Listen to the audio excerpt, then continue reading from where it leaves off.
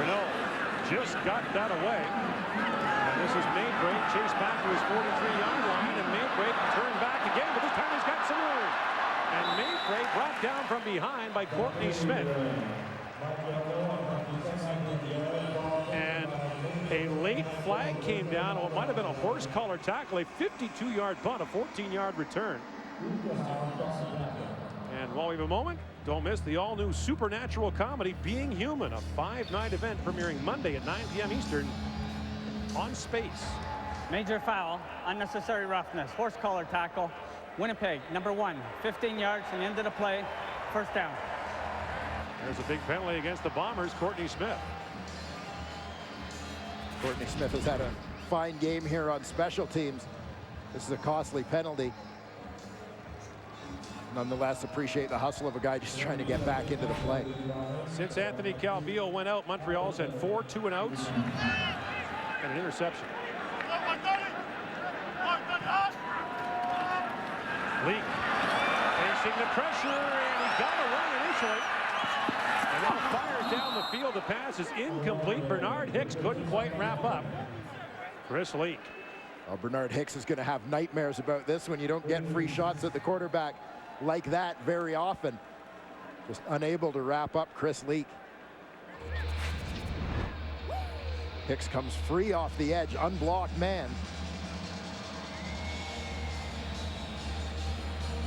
Chris Leak, pretty strong guy, listed at 6 feet, 220 pounds.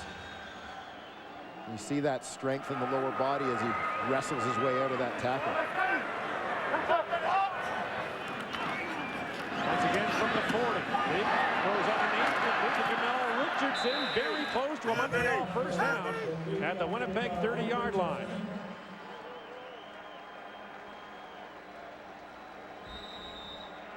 And once again, they'll have to measure. Appear to mark them just short of the first down marker. You see once again how the Montreal Alouettes rely on Jamel Richardson to use his size after the catch to fight through tackles and pick up extra yardage. He's one of the league leaders in second down catches for first downs. And this is really the first year that the league has kept close track of who's making those catches on second down, but I suspect you'd probably see a little bit of a shift in Montreal offensively to Jamel Richardson taking over that role a little bit from Ben Cahoon over the course of the last couple of years. If you're looking for the all-time CFL leaders in that category, I'd have to guess former Bomber Rick House, former Edmonton Eskimo Tom Scott, and former Toronto Argonaut Terry Greer. They were the masters. Alan Pitts in Calgary wasn't bad either, was he? He was okay. So 3rd and short, and the Alouettes will gamble with Ricky Santos coming on. Onside now, guys. Onside now. And they weren't onside. Santos slides ahead, and flags came down right away.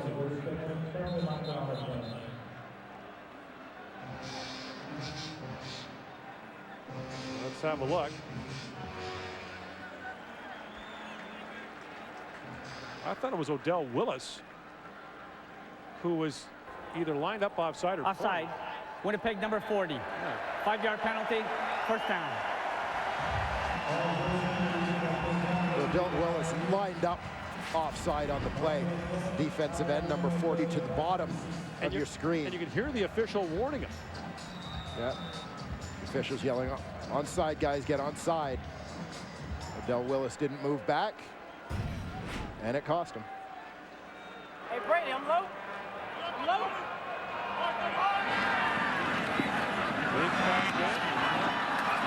Fires it out, and the pass completed there to Jamel Richardson, who gets down to the 20-yard line.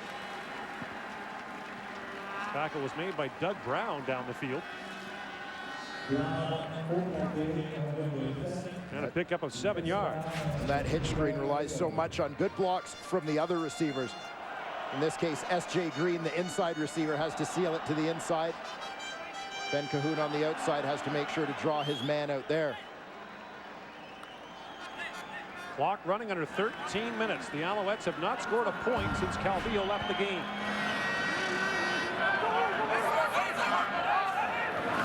Leak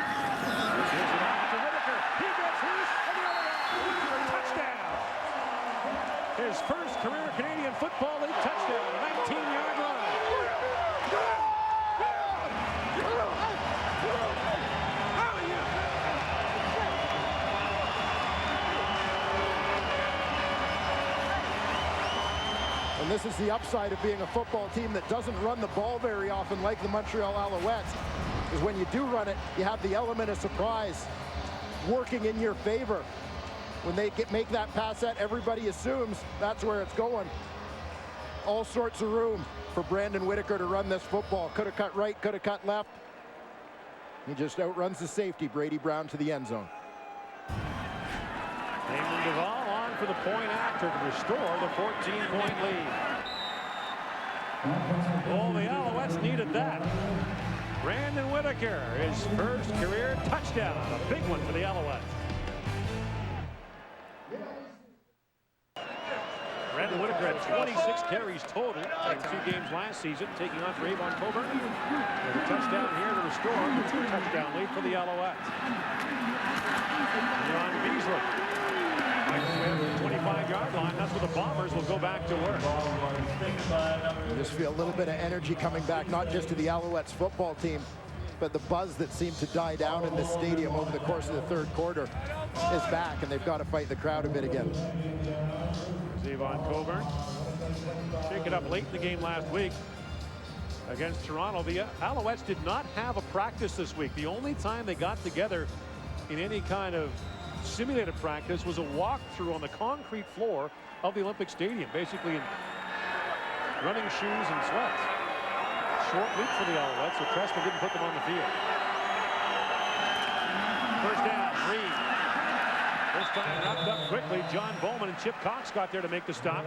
And it'll be a loss of a couple for the Bombers. And just getting back to that thought, Gord, about the Alouettes not practicing this week, it has nothing to do with the opponent or taking them lightly in terms of preparation. But Mark Trestman said the most important thing is the safety and the health of his players. His guys can't go out and play if they're still feeling banged up from the last game. So he figured rather than get out there and beat them up anymore, they just needed to make sure everybody knew their assignments and was prepared mentally to play, and the rest would take care of them physically. Second and long. Al show blitz. Here it comes. Kyle steps in, looks deep, Edwards wide open, can't make the catch. Terrence Edwards was all alone in behind the Alouette defense and couldn't make the catch. Terrence Edwards misjudged this football. Nice reaction there from Paul LaPolice with a little thumbs up to his receiver as he did the right thing, had the good recognition. But Edwards, inside receiver on this play. He's working against Gerald Brown, turns him outside in. Nice swim move to get behind, but Edwards just hesitated for a second, trying to judge that ball. You see that little stutter step as the ball is in the air, and that cost him being able to get far enough to comfortably make the catch. I know every quarterback will say it, but Giles really deserves better tonight. With the punt, low driving kick bounces in front of Maypray at the 50. And Maypray gets just a couple. 37-yard punt, a return of 2. Shop at Safeway. Swipe your... Well, the Sack Tally is brought to you by Purolator, tackling hunger across Canada. Check. And updated with tonight's results. Montreal has 3 sacks. Winnipeg with 2. And so they're even at 19 on the year. Saskatchewan leads the way with 20. Saskatchewan and the rest of the West have this week off. Next week, the East gets the ball on first down. Chris Lee on the sidelines. Kerry Watkins makes the catch. Pushed out of bounds at the 50-yard line of Winnipeg by Javon Johnson. First catch of the night for Kerry Watkins. Kerry Watkins, the Owls' leading receiver, finding things a little bit tougher, perhaps with Anthony Calvillo out of the lineup, but also facing one of the best in the business in Javon Johnson in most formations.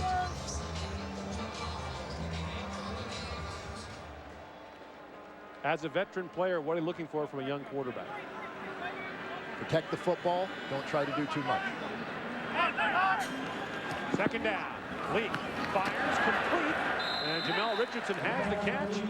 And a first down as Clint Kent makes the stop.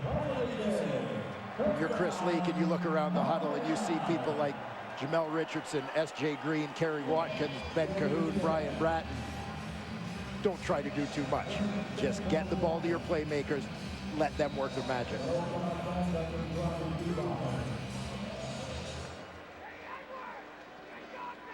Alouettes will be off for a long time. The next game against BC 2 weeks from tomorrow. Brandon Whitaker turns back inside, tries the other way. And loses the football. Dorian Smith makes the stop, but the bounce goes right back to Brandon Whitaker. And all that running led to a loss of a couple. Whitaker got in trouble early on that one. Good defensive play from the Blue Bombers. Started with the defenders, the right side of that defensive line. You see Whitaker getting a very fortuitous bounce. 9:15 to go in the fourth quarter. Alouettes lead by 14. Now on 2nd and long. Lee fires. Whitaker on the screen pass. And he will not get the first down as he was stopped on the play by a host of Bombers, including Courtney Smith.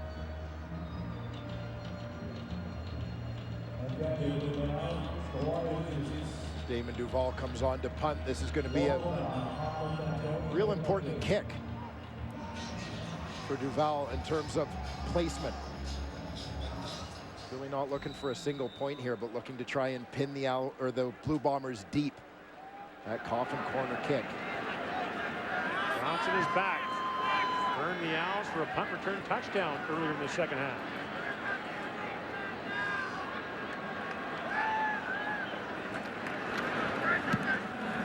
Angling to the sidelines.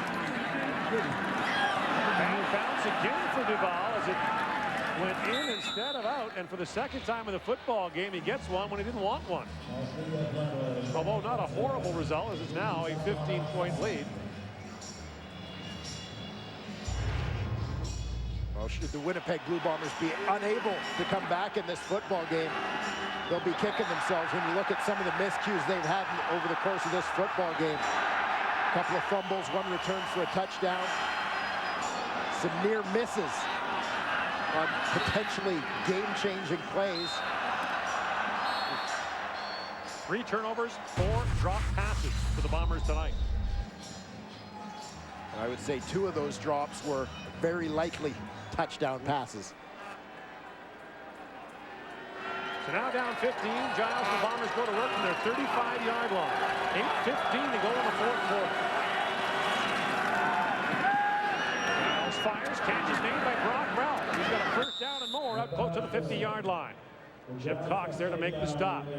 2 weeks ago against Hamilton, and you have to be specific because they played the Ticats so much, Giles very nearly engineered a late game-winning drive. Stopped just short of the goal line. Yeah, Paul LaPolice has given Stephen Giles a lot of credit for being a backup quarterback who has put his team in a position to win football games. Whether they've been able to complete those victories or not, the issue. First down, that pass knocked down, and Chip Cox almost took that to the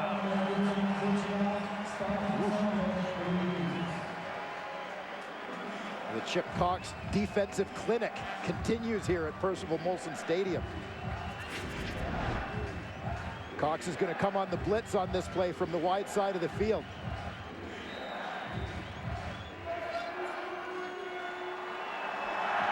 Well-timed jump.